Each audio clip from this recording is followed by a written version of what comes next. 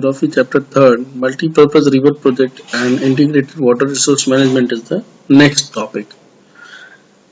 Through this topic, we will understand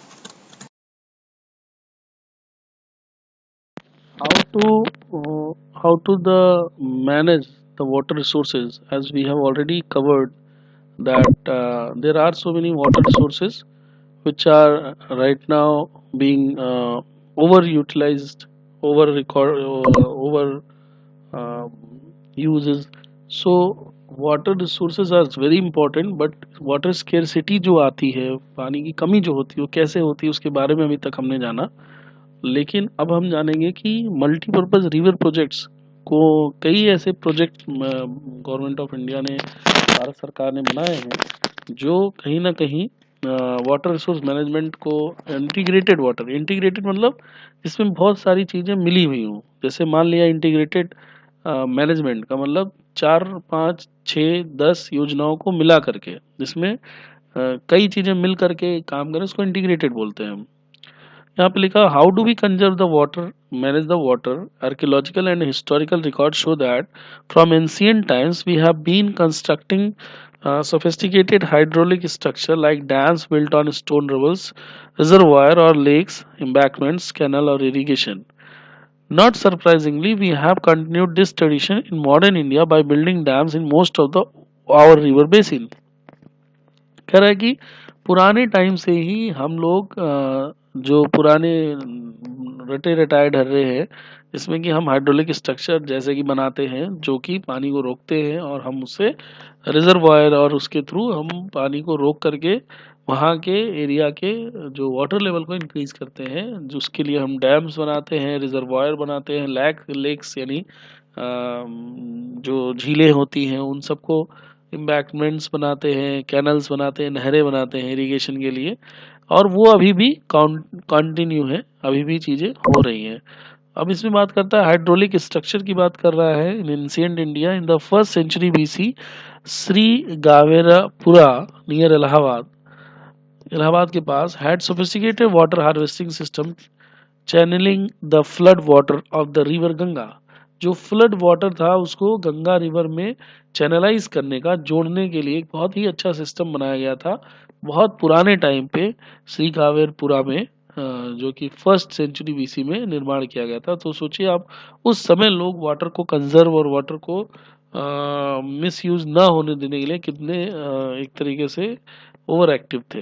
during the time of Chandragupta Maurya, dams, lakes and irrigation system were extensively built. Chandragupta Maurya के time पे India में dam, lakes, irrigation system, सिंचाई की व्यवस्था, इन सब की बहुत ही अच्छे तरीके से इनको बिल्ड किया गया है। Evidences of sophisticated irrigation works have also been found in Kalinga. कई ऐसे सबूत मिलते हैं कि इरिगेशन सिस्टम हमारे यहाँ पे कलिंगा में, आंध्रा में, वेनूर में, कर्नाटका में बहुत पहले से ही मौजूद है। अब ये फोटो देखिए, ये डाइंग विजडम CSC 1997 वहाँ का सोर्स है, और ये हीराकुंड बांध है, हीराकुंड डैम है। तो भोपाल लेक 11th century में बनाया गया है ना। One of the largest artificial lake of its time was built. 14th century में टैंक इन हौज खास में टैंक बनाई गई। Delhi was constructed by Iltutmish by supplying water in Shri fort area. तो ये चीज़ें हैं कि किस तरीके से पानी को कंजर्व किया जा सकता है। आप देखते होंगे जब डैम बनता है तो एक तरफ से जो पानी आ रहा होता है उसी के बीच में डैम बनाया जाता है, तो इससे क्या होता है, बहुत सारा पानी इकट्ठा होता है और धीरे धीरे वो पानी को निकासी करते रहते हैं, जिससे इसको प्रेशर ना पड़े डैम के ऊपर। लेकिन इसी पानी का यूज़ करके क्या बनाया जाता है, फिर हम हाइड्रो पावर यूज़ करके इलेक्ट्रिसिटी में जनरेट करते हैं। What are the dams and how do they help us in conserving the managing water? Dam कैसे हमारे पानी को कंजर्व करने में, मैनेज करने में मदद करता है। Dams were traditionally built to impound rivers and rainwater that could be used later in irrigate agricultural field. Today, dams are built not just for irrigation but for electricity generation, water supply for domestic and industrial uses, flood control, recreation, inland navigation and fish breeding. Hence dams are now referred to as multi-purpose project where the many uses of the impounded water and are integrated with one another. For example, in the Satluj River Basin, the Bhakra Nangal project, water is being used both for hydel power production and irrigation. Similarly, the Hirakund project in the Mahanadi Basin integrates conservation of water with flood control. अब आप देखेंगे कि dam सिर्फ पानी रोकने के लिए ही नहीं, उससे सिंचाई करने के लिए, इलेक्ट्रिसिटी पैदा करने के लिए, इंडस्ट्रियल यूजेस के लिए, फ्लड कंट्रोल के लिए डैम बनाए जाते हैं, जिससे कि मल्टीपर्पज यूज हो सके। उससे बहुत सारे डैम्स हैं जिसके बारे में बताया गया है यहाँ पे।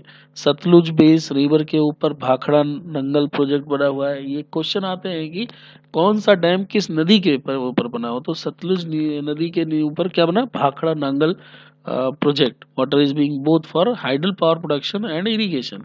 Similarly, हीराकुंड प्रोजेक्ट और महानदी बेसिन के ऊपर क्या बना हुआ है, हीराकुंड बांध जो है वो महानदी के ऊपर बना हुआ है। Water conservation, flood control, multipurpose project launch after independence with their integrated water resources management approach were thoughts of as the vehicle that would lead the nation to development and progress, overcoming the handicap of its colonial past. मतलब multipurpose जो project हुए, launch किए गए after independence के बाद, with their integrated water resource, है ना। जो इंडिपेंडेंस के बाद जो बहुत सारे प्रोजेक्ट लॉन्च किए गए with their integrated water resource management approach were thought as a vehicle of would lead the nation to development and progress. इससे पूरे देश का विकास होगा, overcoming the handicap of its colonial past, जो कि हमारे कॉलोनियल पीरियड में, अंग्रेजों के टाइम में जो हम हैंडीकैप हो चुके थे उससे। जवाहरलाल नेहरू प्राउडली प्रोक्लेम्ड, उन्होंने, जवाहरलाल नेहरू जी ने एक हमारे गर्व से ये चीज प्रोक्लेम की थी, the dams as the temple of modern India, कि डैम्स जो बनेंगे वो क्या बनेंगे, मॉडर्न इंडिया के टेम्पल बनेंगे। The reason being that it would integrate, तो इसका रीजन क्या है, क्योंकि ये इंटीग्रेट करेगा, इकट्ठा करेगा, एक साथ लाएगा किसको, development of agriculture and the village economy with rapid industrialisation and growth of the urban economy. मतलब एक तरीके से एग्रीकल्चर को तो असर पड़ेगा ही पड़ेगा, विलेज इकोनॉमी में असर पड़ेगा और इंडस्ट्रियलाइजेशन पे इसका असर पड़ेगा, इंडस्ट्रियों पे असर पड़ेगा, जिससे अर्बन इकोनॉमी भी बहुत तेजी से भागेगी। तो ये एक बहुत बड़ा बात था, यानी जवाहरलाल नेहरू ने जो ये बात बोला था, इसको याद रखेंगे कि dams as the temple of modern India. Dams को उन्होंने टेम्पल ऑफ मॉडर्न इंडिया बोला था, मंदिर बोला था मॉडर्न इंडिया का।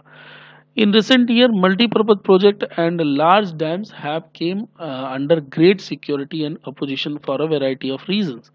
अभी कुछ सालों में जो मल्टी पर्पज प्रोजेक्ट्स जो हुए थे, बड़े बड़े dam have come under great scrutiny and opposition for variety of reason. बहुत सारे कारणों की वजह से इनको फिर से देखभाल करना इनकी बहुत ज़रूरी हो गई। Regulating and damming of river affect their natural flow, causing poor sediment flow and excessive sedimentation at the bottom of the reservoir, resulting in rockier stream.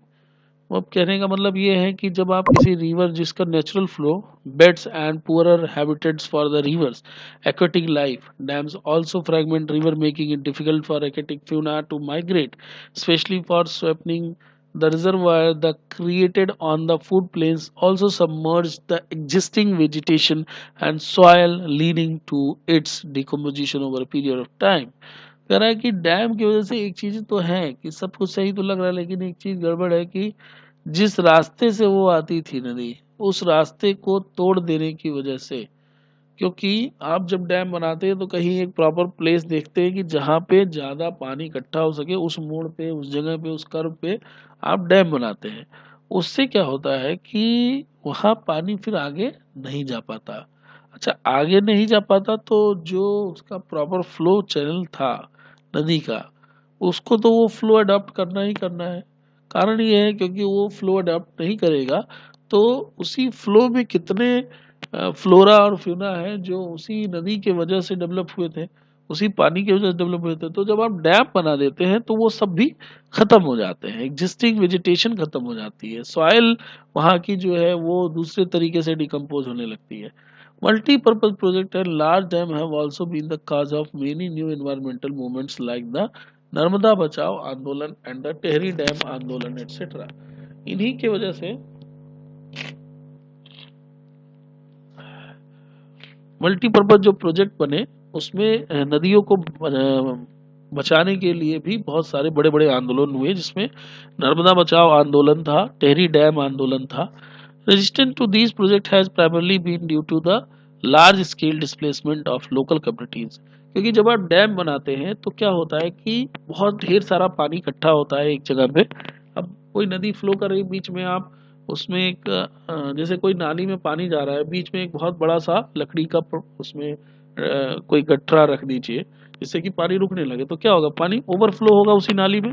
तो उसी तरीके से एक तरफ, तो उसी तरीके से डैम जब बन जाएगा तो पानी वहीं रुकने लगेगा, तो पानी रुकेगा तो पीछे की तरफ जाएगा, जिसको आप कैचमेंट एरिया बोलते हैं इंग्लिश में। तो उस कैचमेंट एरिया के अंतर्गत आने वाले जितने भी गांव और लोग थे उनको पहले हटाना पड़ता है। इसका मतलब उनको माइग्रेट कराना, उनको डिस्प्लेस कराना पड़ता है। तो ये बहुत बड़ी बात हो जाती है कि कोई भी कम्युनिटी क्यों चाहेगी कि वो अपने लोकल प्लेस से उसको हटना पड़े, अपने नेटिव प्लेस से, अपने माँ बाप वाली जगह से उसको हटना पड़े। तो local people often had to give up their land, उनको जमीनें देनी पड़ती है, लाइवलीहुड जो भी उनकी जीवन यापन है वो सब खत्म हो जाते हैं। And their mere access and control over resources for the greater good of the nation. और सिर्फ किस लिए, क्योंकि देश के गुड के लिए। भले इस ऐसा नहीं है उनको उसके लिए उनके मतलब मुआवजा नहीं दिया जाता, पैसा नहीं दिया जाता, दूसरी जगह व्यवस्था नहीं की जाती, सब होता है। बट एक फीलिंग होती है ना कि मेरा विलेज, मेरी जगह, वहां से मुझे हटना पड़े। सो द फीलिंग, तो वो चीज बहुत बड़ी होती है। सोशल एक एक तरीके से कह सकते हैं कि मतलब वो belongingness to their land and their villages जो होते हैं वो बड़ा खराब होता है। तो वो जो सेंस होता है वो टूटता है जब कि मुझे अपने गांव में नहीं रहने को मिलेगा। भले मैं एक शहर के एक फ्लैट में मेरा अरेंजमेंट हो जाएगा, बट वो फीलिंग तो नहीं ला पाओगे ना आप, उसको कैसे आप कंपनसेट करोगे। So if the local people are not benefiting from such project then who is benefited. तो अगर ऐसे प्रोजेक्ट से लोकल पीपल नहीं बेनिफिटेड होंगे तो कौन बेनिफिटेड होगा। क्योंकि ऐसे प्रोजेक्ट तो आप ला रहे हो ना पूरे देश की भलाई के लिए, तो उसी देश में लोकल पीपल भी है। So if the local people are not benefited from such project then who is benefited. Perhaps the land owner and large farmers, शायद जो बड़े बड़े किसान हैं, industrialist and few urban centres, जो बड़े बड़े उद्योगपति हैं वो इससे बेनिफिट होते हैं।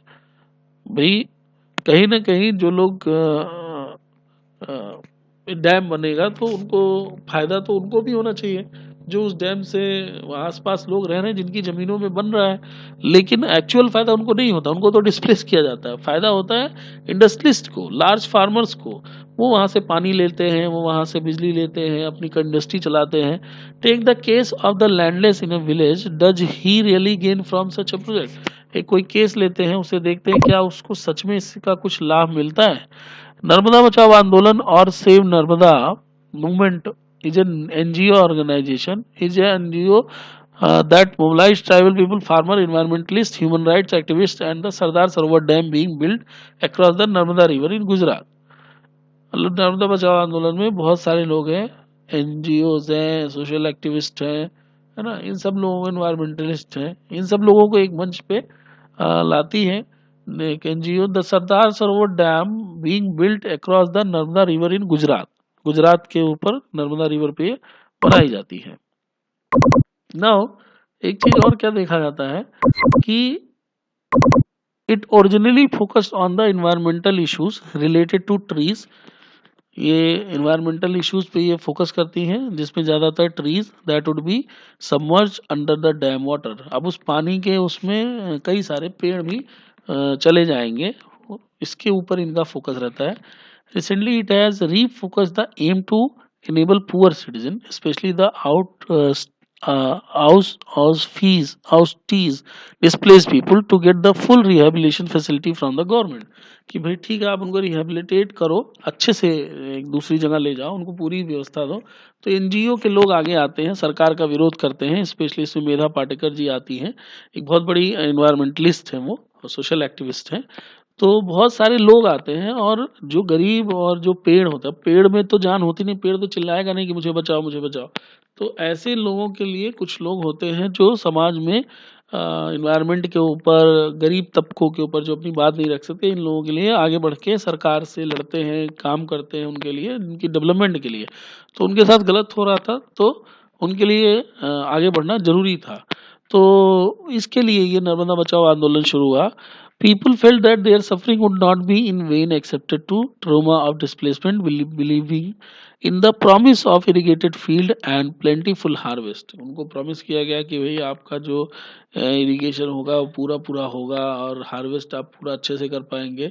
सो often the survivor of the Rihand told us that they accepted their suffering as sacrifice for the sake of their nation. उन्होंने सिर्फ राष्ट्र की बात को देखते हुए सेक्रीफाइस कर दिया, अपनी जमीनों को दे दिया। But now after 30 bitter years of being adrift, तो रिहंद बाद के जो कुछ लोग थे जिन्होंने अपनी जमीनें दे दी भारत के नाम पे, देश के नाम पे, कि देश आगे बढ़ेगा, तब उनको 30 साल के खट्टे अनुभव के बाद ये चीजें समझ में आई कि उनकी livelihood having even being more precious they keep asking, और उनका जो जीवन यापन कर रहे थे वो ज्यादा मूल्यवान था, इससे ज्यादा उनको कोई फायदा नहीं हुआ। Are we the only one chosen to make sacrifice the nation, क्या हम ही को सिर्फ चुना गया है नेशन के लिए सेक्रीफाइस करने को, और कोई नहीं है? तो ये एक चीज है। अब इसी यहाँ पे देखिए एक चीज बताया गया, Sardar Sarovar dam has been built over on the Narmada river in Gujarat. This is the one of the largest river project of India, cover the 4 state. Sardar Sarovar dam 4 state cover करता है, Maharashtra, Madhya Pradesh, Gujarat and Rajasthan. The Sardar Sarovar project would meet the requirement of Gujarat, drought prone areas, desert areas Gujarat, 9490 village and 73 towns in Rajasthan, 124 village. ये जानकारी के लिए से उससे। तो कुल मिला जुला करके डैम बनने से जिन लोगों को आप फायदा देने की बात कर रहे हैं, उनको क्या प्रॉपरली रिहेबिलिटेट किए? नर्मदा बचाओ आंदोलन में पेड़ों को लेकर के, उन लोगों को लेकर के ये चीजें शुरू की। फिर एक आदमी है वो बताता है कि मेरा बहुत खट्टा अनुभव रहा, मुझे लगा कि देश के लिए विकास होगा, लेकिन विकास कम, हम लोगों का विनाश ज्यादा हो गया, हमारी जॉब छिन गई, हमारी लाइवलीहुड छिन गया। Irrigation has also changed the cropping pattern of many regions, with farmers shifting to water intensive and commercial crop. जब पानी ज़्यादा अवेलेबल होने लगा तो जो इरिगेशन की वजह से क्रॉप के पैटर्न बदल गया। अब ऐसे क्रॉप लिए जाने लगे जिनको पानी की ज़रूरत ज़्यादा होती थी, जो कमर्शियल होते थे। This has great ecological consequence like salinization of the soil. At the same time, it has transformed the social landscape. उसी समय ट्रांसफॉर्म हो जाता है social landscape, increasing the social gap between the richer land owner and the landless poor. As we can see, the dams did create conflicts between the people wanting different uses and benefits from the same water resource. As we can see, dams did create conflict. Dam की वजह से ही क्या होता है, झगड़े होते हैं between people, लोगों के बीच में, wanting different use and benefits from the same water resource, जो एक ही वाटर रिसोर्स से अलग अलग बेनिफिट चाहते हैं। In Gujarat Sabarmati basin, farmers were agitated and almost caused a riot over the higher priority given to water supply in urban areas. वहाँ के किसानों को बहुत इससे गुस्सा आया और उन्होंने दंगे करने की कोशिश की कि हमारे यहाँ की साबरमती बेसिन के नदी के, साबरमती नदी के जो है आसपास के जो फार्मर थे, किसान थे, उनको इस चीज़ का नाराजगी था कि मेजर जो पोर्शन है इसका पानी का वो सप्लाई इन अर्बन एरियाज में, पानी हमारा सप्लाई अर्बन एरिया में, हमारी अपनी खेती नहीं हो पा रही है, आप अर्बन एरिया में सप्लाई कर रहे हैं, ये तो गलत बात है। इंटर स्टेट्स डिस्प्यूट्स भी इससे होते हैं, पर्टिकुलरली ड्यूरिंग ड्राट्स।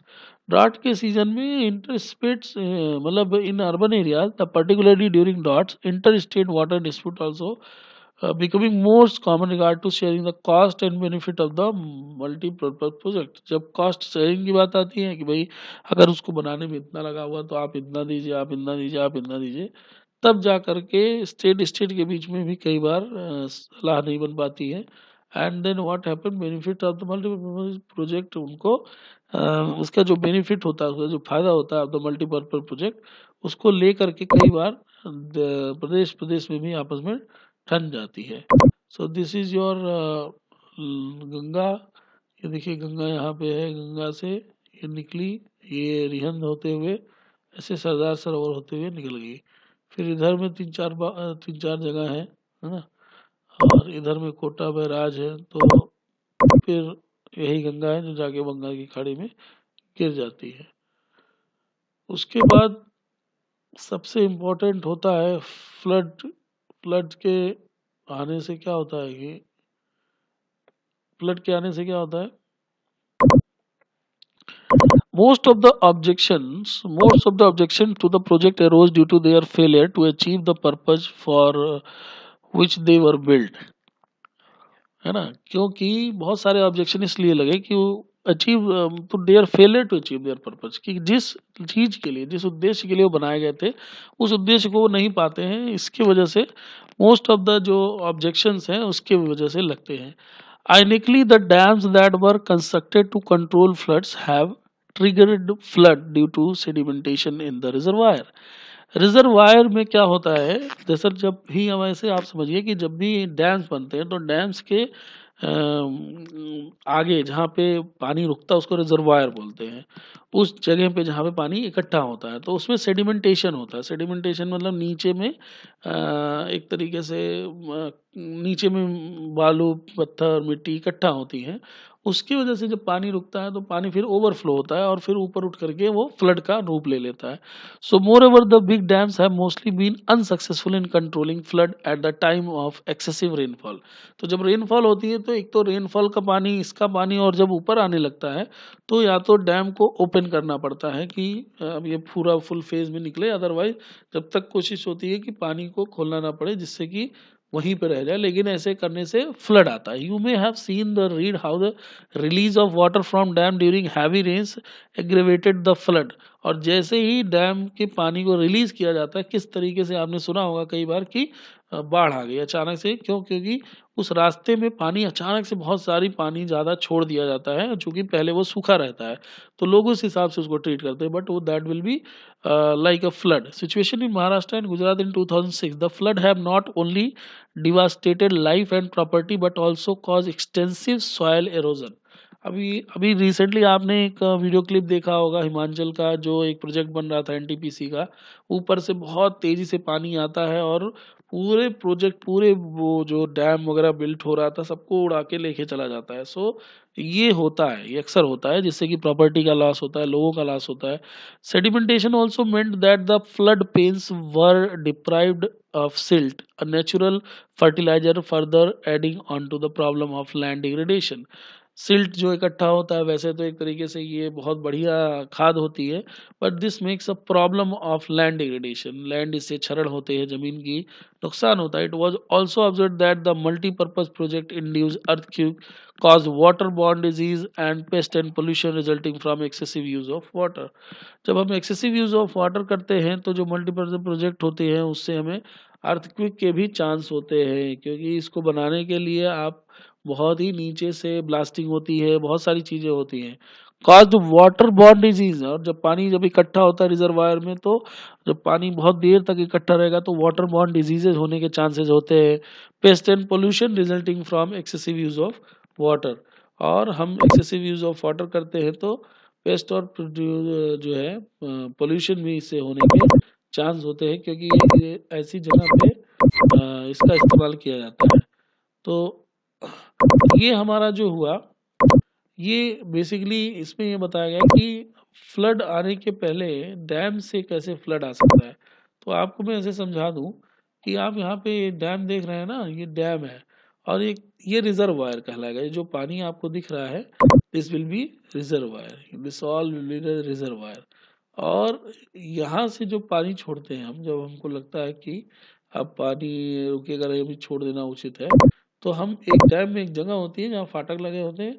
आजकल तो टेक्नोलॉजी है उसको ओपन करने के लिए, अदरवाइज पहले बहुत मेहनत करके उसको ओपन किया जाता था, बट अभी बटन ऑन करने से ये फाटक डोर्स ओपन हो जाएंगे। लोहे के गेट्स होते हैं जिससे ये पानी नीचे से इस तरफ से इस तरफ अपनी नदी के तरफ, यानी अपने सोर्स की तरफ जैसे पहले था वैसे बहने लगेगा। तो उससे क्या होता है, आगे की जगह सूखी होती है और बाद में अचानक से पानी आने पे क्या होता है, बाढ़ की सिचुएशन क्रिएट हो जाती है। So this was all about your today's lecture. अभी हम नेक्स्ट लेक्चर में बहुत सारी चीज़ें कवर करेंगे, जिसमें आपको ये बताया जाएगा कि जो फ्लड है वो फ्लड के बाद हम रेन वाटर हार्वेस्टिंग कैसे करते हैं। हार्वेस्ट तो आप जानते हैं खेत काटने को हार्वेस्ट बोलते हैं, लेकिन यहाँ पे हार्वेस्ट का दूसरा मतलब है कि जैसे बारिश का पानी हुआ तो बारिश के पानी को हम रोकेंगे कैसे, उसको हम रोक करके कैसे उसका इस्तेमाल कर सकते हैं, रेन वाटर को रोक करके हम कैसे इस्तेमाल कर सकते हैं अपने काम के लिए। So that is called the rain water harvesting. जैसे यहाँ लिखा हुआ ना Many thought that given the disadvantages of rising resistance against the multi-purpose project, water harvesting system was a viable alternative both socio-economically and environmentally. तो इसके लिए water harvesting system अगर हम करें, वाटर हार्वेस्टिंग क्या हुआ, एक छोटे से एग्जांपल से समझ लीजिए कि आप अपने घर में पानी का पाइप लगा रखे हैं और जो भी बारिश का पानी आपके छत से उन पाइप्स में जाता है, पाइप से फिर आपने ग्राउंड में एक बहुत बड़ा गड्ढा करा करके उसको पिट बना करके उस पानी को वहाँ इकट्ठा कर लेते हैं और फिर उस पानी का इस्तेमाल करते हैं अपने रोज़मर्रा की ज़िंदगी में, जो आपके लिए रोज़मर्रा की ज़िंदगी में इस्तेमाल होते हैं, पीने के लिए ना सही, कपड़े धोने के लिए, कपड़ा धोने के लिए और कामों के लिए। तो that is called rain water harvesting. तो इससे हम उस पानी का इस्तेमाल कर सकते हैं। तो अगले लेक्चर में हम इसे जानेंगे। Till then thank you.